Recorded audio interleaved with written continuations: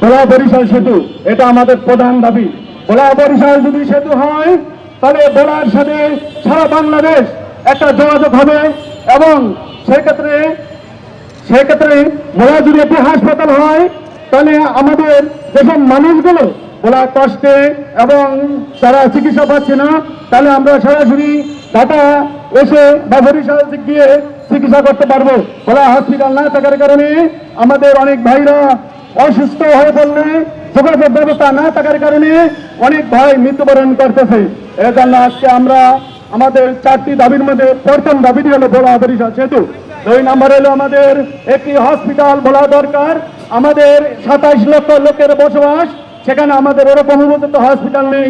একটি সরকারি হাসপাতাল আছে, কিন্তু 27 লক্ষ লোক ওই হসপিটালে গিয়ে চিকিৎসা পাচ্ছে না, দুপুরে টুকরে মরে যাচ্ছে। তার মধ্যে আরেকটি হলো বিশ্ববিদ্যালয় পাবলিক।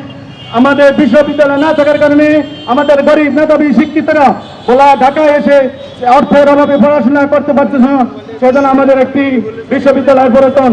আর আমাদের যে গ্যাস, এটা আমাদের ন্যায্য পাওনা।